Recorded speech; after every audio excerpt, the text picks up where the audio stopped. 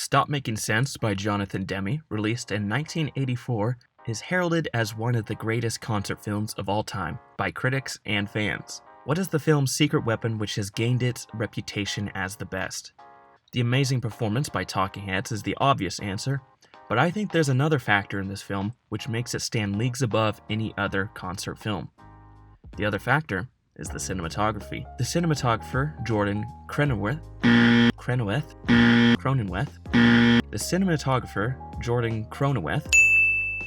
and his talented crew shot Stop Making Sense over 4 different live shows at the Pantage Theater in Los Angeles from December 13th to 16th in 1983, with footage being used from each show to create the final product. What makes Stop Making Sense work so well as a film is that it's not staged like a normal concert. A lot of the lighting and images used can only work this well within the context of a film. There are some shots that only make sense when the camera is following the action on stage. If it were shot from the audience point of view, a lot of the images they were trying to capture would not be picked up. Another thing that makes the cinematography in this film work so well is the fact that each individual song has a unique setup and lighting design. Let's take a look at some examples, starting with the first song of the film, Psycho Killer. Stop Making Sense is structured in a really interesting way, so that each new band member joins the stage for each song. The concert starts with just David Byrne, the next song Tina Weymouth joins the stage, the song after that Chris France joins the stage, and so on until the full band is out playing together. This means that the very first shot of the film is of David Byrne as he walks from the edges of the stage to the microphone at the center of the stage. It's a tracking shot that follows his feet as he walks out, and once he gets to the mic, the camera pans up to see his face as he begins playing Psycho Killer. This is a really interesting shot to start the concert out with, and as stated before, it only works within the context of the film. If you shot this from the audience, it would just be David walking up to the mic, but by putting the camera onto stage, we get to see a view of the concert that we usually never get to see. It brings the audience onto the stage to join the performers, which is an idea that is utilized throughout the entire film, and that is established well with this first shot. For the song What a Day That Was, we get another interesting shot that plays with the lighting. The filmmakers place the lights underneath the performers on the stage and then send that light up. By lighting them in this way, we get a cool effect where there's this really harsh shadow on their faces. With someone like David Byrne, who has a very defined facial structure, the shadows are extremely pronounced on his face. We also get silhouettes of all the band members projected onto the back of the stage. This shot is very visually pleasing because we get to see all the subjects lit up in the foreground, and then we get their shadows dancing on the wall in the background, so it really makes use of all the space on the stage. The lighting is very low-key, and there's a lot of space that is shrouded in darkness. It's very reminiscent of, German expressionist films. Vastly different from the lighting on a number like Psycho Killer, which utilizes a high-key lighting so that everything is very well exposed. David Byrne is credited as a lighting designer on this film since a lot of the ideas for the staging of these songs were from him.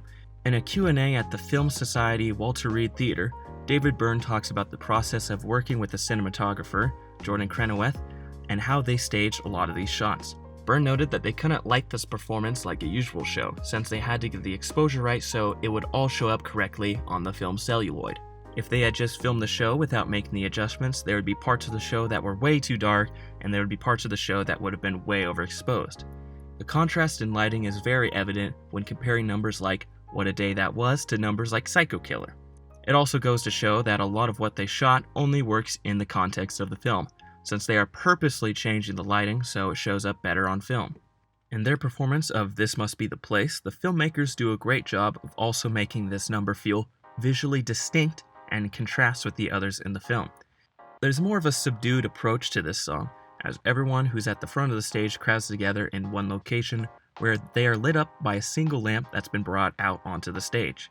Those who are on the raised platform towards the back of the stage are lit up by images that are flashed onto the back wall of the stage, but we do get additional lights motivated by the lamp so that we can still see them performing. By only using one lamp to light up our subjects, it gives a very intimate feeling that reflects the tone and the message of the song perfectly. This light remains stationary until the end of the song, when David Byrne does the Fred Astaire dance with it, moving it about the stage. For Take Me to the River, they place some bright blue lights at the edges of the stage to illuminate the performers. The beginning of this number starts with only those blue lights, but as the vocals come in, we get more normal lights so that we can see everything clearly.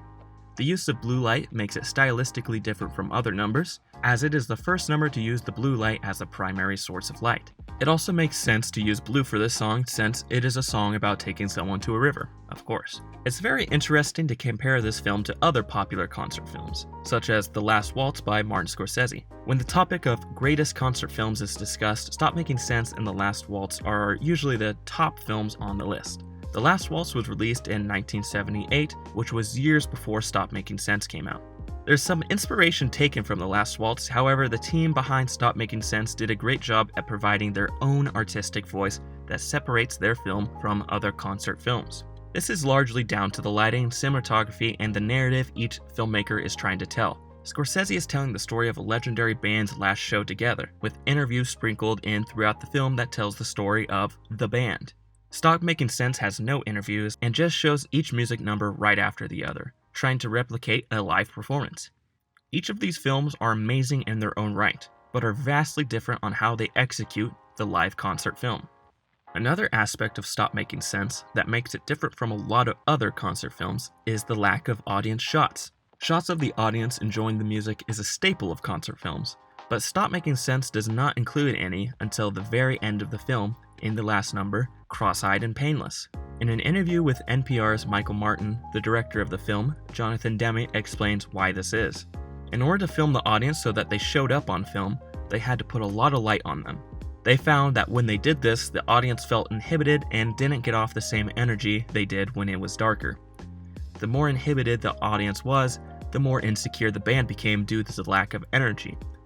As Demme describes it, he is responsible for the worst Talking Heads performance in the history of the band's career. For the rest of the performances that they filmed, they did not shoot the audience at all. This ended up working in the film's favor because with no shots of the audience, we get to focus on just the performance on the stage the entire time. This makes us, the viewers, feel like we are the audience. During the same interview, Jonathan Demme spoke about his creative process of filming and editing the film.